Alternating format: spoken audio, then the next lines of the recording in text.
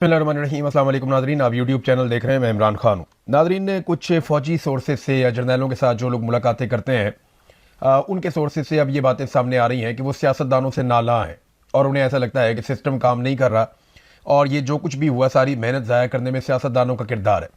मोहसिन नकवी ने यह बात ओपनली कही कि आसिम मुनीर ने बड़ी मेहनत की है और उन्होंने प्लेट में रख रख के ला कर दिया है, लेकिन उसका फ़ायदा नहीं उठाया जा सका। उसकी वजह यह है कि गवर्नेंस नहीं है पाकिस्तान में। DGISPR ने भी गवर्नेंस के ऊपर सवालिया निशान लगाया है और ये अब नए सूबे बनाना चाहते हैं। हर मरतबा इनके पास कौम को देने के लिए एक नया मंजन होता है, एक नया नारा होता है, एक नई उम्मीद लेकर ये आते हैं, लेकिन हर मरतबा कौम को पहले से ज़्यादा मायूसी में धकेल देते हैं। देखिए, ये बात नई नहीं है कि जर्नैल अपनी निजी महफिलों में या जो मिलिट्री एस्टेब्लिशमेंट के लोग हैं, ये निजी महफिलों में सहाफ़ियों के सामने या दीगर स्टेक होल्डर्स के सामने ये सियासतदानों को बुरा भला कह रहे हैं। ये नई बात नहीं है, ये हमेशा मलबा सियासतदानों पर डालते हैं। मगर जो कुछ भी हुआ पाकिस्तान में इस मरतबा वो आसिम मुनीर साहब ने किया है और ये बड़ी अक्लमंदी की शहबाज शरीफ ने और ख्वाजा आसिफ ने और दीगर PMLN के लोगों ने कि वो खुलकर ये कहते रहे कि ये हाइब्रिड निज़ाम है और ये आसिम मुनीर साहब चला रहे हैं, वो क़यादत कर रहे हैं, चीज़ों को वो कंट्रोल कर रहे हैं।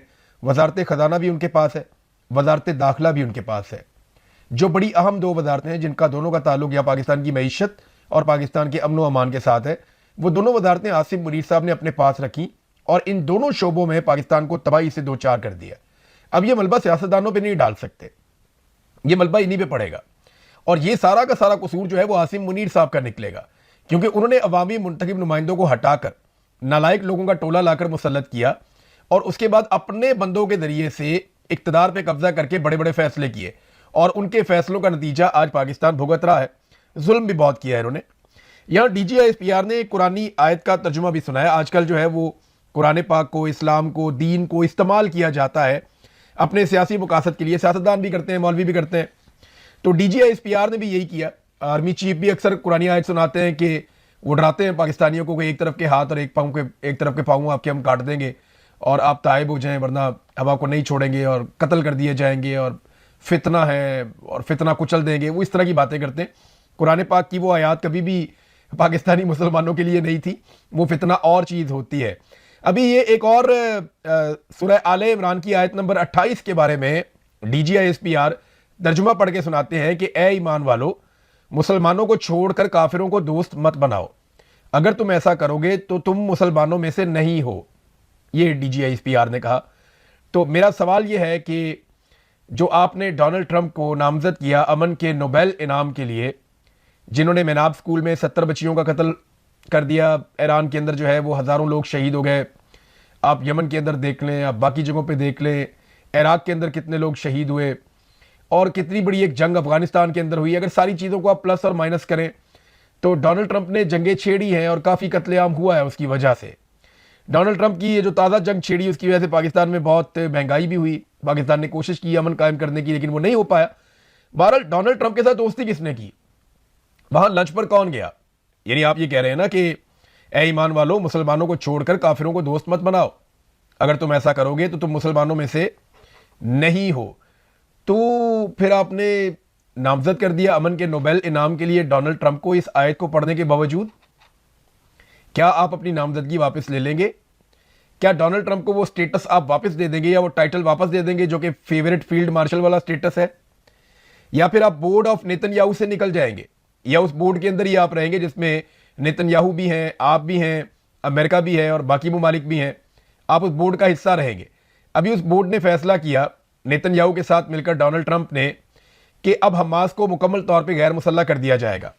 हमास की जो शर्त थी गैर मुसल्लह होने के लिए वो बड़ी क्लियर थी और हमास ने कहा था कि जी यहाँ पे इसराइली फौज का मुकम्मल तौर पे इनखला किया जाएगा और इंसानी इमदाद मुकम्मल तौर पे खोल दी जाएगी और उसके अलावा जो शराइत मौजूद थी तामीर नौ वाली, ये सारी चीज़ें पूरी की जाएंगी, तो हम गैर मुसल्लह होने के लिए तैयार हैं। लेकिन डोनाल्ड ट्रंप और नेतन्याहू चाहते हैं कि अब इस मरहले में फौरी तौर पे हमास को गैर मुसल्लह किया जाए और उसके लिए एक फोर्स, आप अच्छी तरह जानते हैं कि स्टेबलाइजेशन फोर्स वहाँ पर पहुँचाई जाएगी। तो शहबाज शरीफ ने फटाफट डोनाल्ड ट्रंप की तारीफों वाला एक ट्वीट दाग दिया और उसमें वो कहते हैं जी कि पाकिस्तान गजा पीस प्लान के तहत गैर मुसल्लह करने के अमल पर अमल दरामद के हवाले से बोर्ड ऑफ पीस के तहत पेशरफ्त का खैर मुकदम करता है। फिर आगे डोनाल्ड ट्रंप की तारीफें हैं। फिर उन्होंने उम्मीद का इजहार किया कि अक़वाम मुत्तहिदा की करारदादों के मुताबिक एक फ़लस्तीनी रियासत भी मुस्तकबिल में बन जाएगी 1967 से पहले वाली पोजीशन पर। तो ये तो एक मुतालबा है या एक ख्वाब है, लेकिन डोनाल्ड ट्रंप ने और नेतन्याहू ने ऐसा कोई वादा नहीं किया और लगातार वो खिलाफवर्जी कर रहे हैं जंगबंदी के मुआहदे की।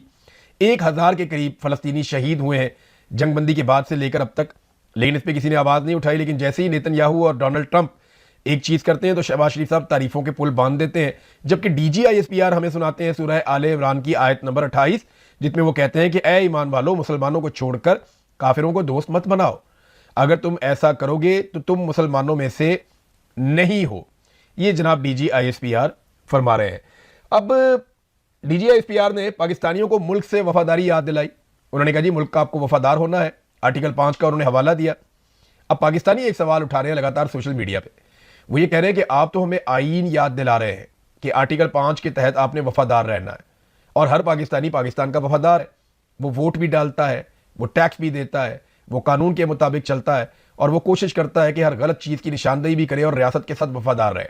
लेकिन पाकिस्तान की मिलिट्री एस्टेब्लिशमेंट या मिलिट्री जर्नल्स, क्या वो अपने हलफ से गद्दारी करते हैं या नहीं करते? वो अपने हलफ की खिलाफ वर्जी करते हैं। अभी ये जो प्रेस कॉन्फ्रेंस की DGISPR ने, आप अगर इसको न्यूट्रली देखें तो उन्होंने ऐसी चीज़ों के बारे में बात की या उन चीज़ों में मुदाखलत की जिनमें वो नहीं कर सकते, और सियासी नौयत के उन्होंने स्टेटमेंट दिए जो इंतहाई अफसोसनाक है। ऐसे स्टेटमेंट उनको नहीं देने चाहिए थे।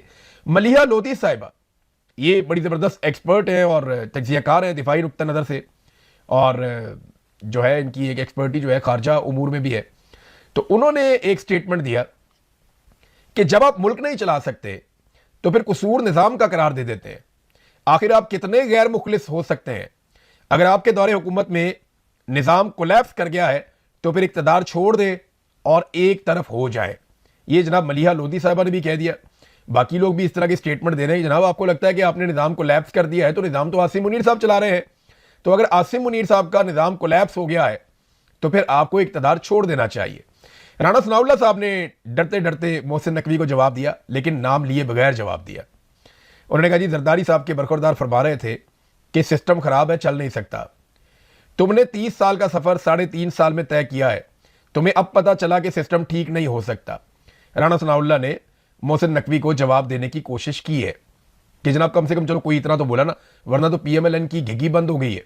वो तो ये देख रहे हैं कि आसिम मुनीर अगर हमारे खिलाफ हो गए तो हमें इमरान खान से कौन बचाएगा। सिस्टम तो कोलैप्स हो गया, लेकिन सिस्टम का अब्बा तो जेल में है। इमरान खान ने इस पूरे सिस्टम को तिगनी का नाच नचाया। और मैं आपको पहले बता रहा था, 2020 में मैंने कहा था कि ये इमरान खान को अगर फौज निकालेगी ना तो वो हैप्पी बर्थडे टू यू नहीं कहेगा, वो इनको तिगनी का नाच नचाएगा। वो नवाज शरीफ की तरह पूछेगा नहीं कि मुझे क्यों निकाला, वो इनको बताएगा कि मुझे क्यों निकाला। और इमरान खान ने इनको वहीं लाकर खड़ा कर दिया। एक तो इन्होंने खुदकुशी की, हालात को इस नहज तक ले आए, और दूसरी जानेब लगातार कश्मीर में हालात इनके हाथ से निकल रहे हैं। कश्मीर की सूरत हाल मैं आपको बता देता हूं।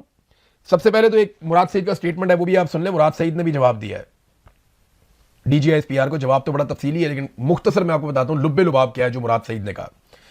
उन्होंने कहा DGISPR ने आज पाकिस्तानियों की शहादतों का जिक्र किया, कितनी बेशर्मी से शहादतों का जिक्र करते हुए कहा कि हमारी कारकर्दगी अच्छी हो गई है, क्योंकि पिछले साल हमारे एक शहीद के बदले 2 दहशतगर्द मरे, इस साल एक शहीद के बदले हमने 2.5 दहशतगर्द मारे। लेकिन यह भी बताया ना कि आपके अपने कितने शहीद हो गए। और दहशतगर्दी में मुतासरा ममालिक में पाकिस्तान सफ़े अव्वल में सबसे अगली सफ में आकर खड़ा हो गया पूरी दुनिया में। मैंने अपनी किताब में लिखा कि कैसे इन दहशतगर्दों को वापस लाने के लिए दलाइल दिए जा रहे थे, लेकिन इमरान खान का जवाब था एब्सोल्युटली नॉट। फिर इमरान खान की हुकूमत गिराकर PDM को लाया गया, उन्होंने कोई एतराज़ ना किया और अगस्त के पहले हफ्ते ही दहशतगर्दों की वापसी शुरू हो गई। मैं चीख चीख कर बता रहा था कि यह गलत हो रहा है, हमें दोबारा दहशतगर्दी की आग में झोंका जा रहा है। लेकिन आप DGISPR के अकाउंट की प्रेस कॉन्फ्रेंसेस सुन ले, ये कहते झूठ बोल रहा है, प्रोपेगेंडा कर रहा है।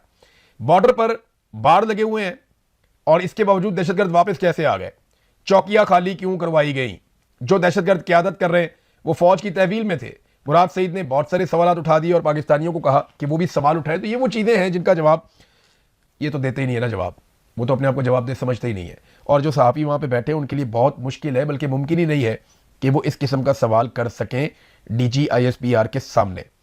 अब नाज़रीन, आज़ाद कश्मीर के जो हालात हैं वो गले की हड्डी बन गए, लोग मुंतशिर नहीं हो रहे और ये सबसे बड़ा प्रॉब्लम है। नॉर्मली क्या होता है कि आप गोली चलाते हैं, 10, 15, 20, 25 बंदे मारते हैं, लोग मुंतशिर हो जाते हैं। आज़ाद कश्मीर में शहादतें लगातार बढ़ती चली जा रही हैं, 100 के करीब शहादतें रिपोर्ट की जा रही हैं। और मुजफ्फराबाद में ये दावा किया गया कि लोग जब निकले तो वहाँ पे अंधाधुंध शाम के वक्त गोली चलाई गई, शेलिंग की गई, मसाजिद में ऐलान हुए, लोग इकट्ठे हुए। मैंने पिछले वीलॉग में आपको मसाजिद से होने वाला ऐलान भी सुनवाया।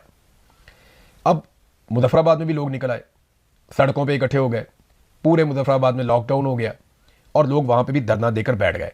गलियों और मोहल्लों में सड़कों पे खवातीन और बच्चे भी निकल कर आ गए और खवातीन और बच्चों ने एहतजाज की एक नई एग्जाम्पल कायम की है। वो कहते हैं हमारे घरों में चादर और चारदीवारी का तकद्दुस पामाल किया जाता है, तो अब वो भी सड़कों पर हैं, शहरियों पर गोलियां चलाई गई हैं मुबैना तौर पे, क्योंकि अभी मेरे पास कंफर्म इतलात नहीं है, क्योंकि वहाँ पे ये इंटरनेट बंद कर देते हैं। 8 लोग शहीद हुए और 40 जख्मी हुए अब तक की जो अनकन्फर्म्ड इतलात हैं उनके मुताबिक। शौकत नवाज मीर के लिए बहुत आवाज़ उठा रहे हैं आज़ाद कश्मीर मुजफ्फराबाद के लोग, क्योंकि वो मुजफ्फराबाद का बेटा है। ये जो सिंध से एक गया हुआ ना, ये भी मुजफ्फराबाद का बेटा नहीं है, वो जो पंजाब से जाती है वो भी कश्मीर की बेटी नहीं है। तो ये अपने आप को क्लेम करते हैं कि हम कश्मीर के बच्चे हैं, लेकिन जो कश्मीर का बेटा है वो जबरी तौर पर लापता है और पाकिस्तान की मिलिट्री एस्टेब्लिशमेंट ने उसको गायब किया हुआ है। नाम है शौकत नवाज मीर, दुकान चलाता है किताबों की और लोगों के दिल की बात करता है। तहरीक तहफ़्फ़ुज़ आईन पाकिस्तान ने एक बहुत बड़ी अनाउंसमेंट की है नाज़रीन, और ये अनाउंसमेंट के ऊपर ना सबको तवज्जो देनी चाहिए। इन्होंने एक इमदादी काफिला आज़ाद कश्मीर में भेजने का ऐलान किया। ये इमदादी काफिला आज़ाद कश्मीर में जाएगा 3 तारीख की सुबह 10 बजे और ये निकलेगा इस्लामाबाद से। इस्लामाबाद में सुबह 10 बजे F10 मरकज़ इस्लामाबाद से एम्बुलेंसेज, अद्वियात, डॉक्टर्स, पैरामेडिकल स्टाफ, रज़ाकार, खाने पीने की अशिया लेकर आज़ाद कश्मीर जाएंगे। और इसमें जनाब उन्होंने अपील की है ख़ास तौर पे पैरामेडिकल स्टाफ और डॉक्टर से कि वो अपनी रजिस्ट्रेशन करवाएं। रजिस्ट्रेशन का एक फॉर्म भी उन्होंने जारी कर दिया है, सोशल मीडिया पे हर जगह पे ये फॉर्म जो है वो दस्तयाब है। और ये अपील की है कि ज़्यादा से ज़्यादा लोग और रज़ाकार इसके अंदर शिरकत करें और आज़ाद कश्मीर के लोगों की मदद के लिए अद्वियात, खाने पीने की चीज़ें और बाकी साजो सामान लेकर जाएँ, मरहम पट्टी का सामान लेकर जाएँ और एम्बुलेंसेज भी वहाँ पर जाएंगी, डॉक्टर्स और पैरामेडिकल स्टाफ भी जाएंगे। अब ये बहुत बड़ा चैलेंज है पाकिस्तान की मिलिट्री एस्टेब्लिशमेंट के लिए कि वो इस काफिले को जो इमदादी सामान लेकर जा रहा है आज़ाद कश्मीर में दाखिल होने देते हैं या नहीं होने देते। अगर वो इन्हें जाने देंगे तो इसका मतलब है फिर चीज़ें जाकर ये लोग देखेंगे, रिपोर्ट करेंगे, वहाँ पे लोगों का इलाज करेंगे, लोगों को सहूलत मिलेगी। और अगर नहीं जाने देते तो बिल्कुल ये वही काम करेंगे जो नेतन्याहू ने फ़लस्तीन में किया कि वहाँ पर इंसानी इमदाद को रोका गया और इंसानी इमदाद को फ़लस्तीन में दाखिल नहीं होने दिया गया। कश्मीरियों के लिए बरतानिया में बहुत बड़ा एहतजाज हुआ नाज़रीन। यहाँ पे लोगों ने आसिम मुनीर और इनके अलावा जो एक ख्वाजा आसिफ और दीगर कुछ लोगों के खिलाफ पोस्टर्स उठाए हुए थे और वो शदीद एहतजाज कर रहे थे। बड़ी तादाद में कश्मीरी रोज़ाना की बुनियाद पर मुख्तलिफ ममालिक में निकल रहे हैं। ख़ास तौर पर बरतानिया में इनके बहुत बड़े बड़े एहतजाज होते हैं। इस्लामाबाद में F10 में एक मुजाहरा किया सेनेटर मुश्ताक साहब की कॉल के ऊपर। ये बहुत बड़ा एहतजाजी मुजाहरा था, लोग बहुत बड़ी तादाद में इकट्ठे हुए। तो सेनेटर मुश्ताक की ये कोशिश है और उन्होंने आज़ाद कश्मीर के हक़ के लिए, कश्मीर के शहरियों के लिए बड़ा मुजाहरा किया है। तो इस्लामाबाद में तो ये मुजाहरा हो गया, लेकिन मरियम नवाज बिल्कुल हसीना वाजिद की तरह रिएक्ट करती हैं। खुद तो कहती है मैं कश्मीर की बेटी हूँ, लेकिन कश्मीरियों के हुकूक के लिए कश्मीर के झंडे लेकर जो खवातीनों हज़रात लाहौर में निकले उनके साथ ऐसे सलूक किया गया जैसे वो किसी दुश्मन मुल्क से आए हुए। उन्हें ब्रूटली पकड़ा गया, उन्हें घसीट के गाड़ियों में डाला गया, उनसे झंडे छीन लिए गए।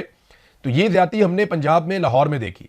इससे पहले कभी हमने इस बारे में सोचा भी नहीं था, लेकिन अब इस किस्म का तर्ज अमल है और मरियम नवाज की सारी सियासत का खासा ही जुल्म, जबर, बर्बरियत और यही चीज़ें हैं। मीर वाइज उमर फारूक ये मकबूजा कश्मीर के रहनुमा हैं और इन्होंने एक स्टेटमेंट जारी किया है जिसमें इन्होंने कश्मीरियों के हक़ में बयान दिया और कीमती जानों के ज़िया के ऊपर अफसोस का इजहार किया। इन्होंने दुआ भी की और बातचीत पर जोर दिया, मसाइल को बैठ कर हल करें, जमहूरी हकूक़ दिए जाएँ। तो आज़ाद कश्मीर के शहरियों के हक़ में एक बड़ी आवाज़ जो है वो मकबूजा कश्मीर से उठी है। अब देखें कैसी उल्टी गंगा बह रही है। मकबूजा कश्मीर में जुल्म होता था तो आवाज़ पाकिस्तान से और आज़ाद कश्मीर से उठती थी। आज आज़ाद कश्मीर में जुल्म हो रहा है तो आवाज़ मकबूजा कश्मीर से और पूरी दुनिया से उठ रही है। कैसी बात है। आसिम मुनीर साहब ने आने के बाद पूरा का पूरा रिवर्स गियर ही लगा दिया पाकिस्तान को। यानी वो तमाम चीज़ें जिनमें हम आगे होते थे उन तमाम चीज़ों में हम पीछे हो गए। दहशतगर्दी जिसको हमने ख़त्म कर दिया था, आसिम मुनीर साहब के आने के बाद बहुत बड़ी है। मोहसिन नकवी जो उनके अजीज़ हैं, उनके करीबी हैं, उनको लगा दिया वज़ीर दाखिला और उन्होंने तबाह बर्बाद कर दिया पाकिस्तान में अमन व अमान को। क्रिकेट पाकिस्तान बहुत बेहतर जा रहा था, आगे बढ़ रहा था, उसके अंदर पाकिस्तान का सत्यानाश कर दिया, पाकिस्तान का भट्टा ही बैठ गया। प्लेयर भी वही है, वही सारा कुछ है, लेकिन ऐसी मनहूसत पड़ी है कि वहाँ पे भी बेड़ा गर्क कर दिया। तो हर चीज़, मईशत हो, कुछ भी हो, जहाँ जहाँ पे आसिम मुनीर साहब ने हाथ डाला वहाँ पे पाकिस्तान को ना सिर्फ नुकसान हुआ बल्कि बहुत बड़ा नुकसान हुआ। एक और चीज़ मैं आपको बताता हूँ, इनकी मेहरबानियों से पाकिस्तान का तरक्याती बजट पता कितना है? ये आपने गौर से मेरी बात सुननी है, गौर से। पाकिस्तान का तरक्याती बजट जो बचा है ना इनकी मेहरबानियों से, वो 1000 अरब है। कम होता होता 1000 अरब रह गया। यानी जो हमारे तरक्याती मंसूबे लगेंगे या तरक्याती काम पाकिस्तान में होंगे, उनका बजट है 1000 अरब।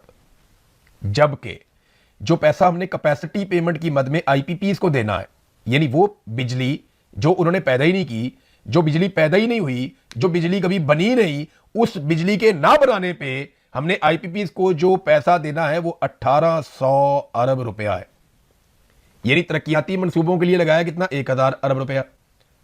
और जो बिजली नहीं बनी, अपने चहीते आईपीपीज को कितना पैसा दिया बिजली ना बनाने के बदले में? मुफ्त में 1800 अरब रुपया। दुगना पैसा उधर दे दिया, यानी अपनी जेबों में डाल लिया। यह नाजरीन इस निज़ाम की हकीकत है। इसको हम जितनी जल्दी पहचान लेंगे उतनी जल्दी हमारी बचत हो जाएगी। हालात इस्लामाबाद और रावलपिंडी के ये हैं कि कुछ तस्वीर और वीडियोस अगर आप देखें वहां की निकाल के, तो इस्लामाबाद भी डूबा हुआ है, रावलपिंडी भी डूबा हुआ है एक बारिश के अंदर। वजह पता क्या है?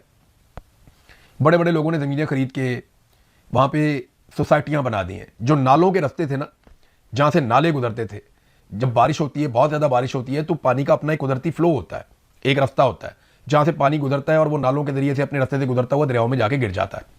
ये एक फ्लो है ना, कुदरती फ्लो। इन्होंने प्लानिंग की ही नहीं, इन्होंने अंधाधुंध इजाज़त दी, इन्होंने बिला वजह एनओसीज जारी किए, सोसाइटीज़ बनती गई, और जो जो सोसाइटी बनती गई वो नालों के सामने बंद लगा के अपने प्लॉट पूरे करते गए। अब हुआ यह है कि जो पानी का कुदरती रास्ता है वो हो गया बंद।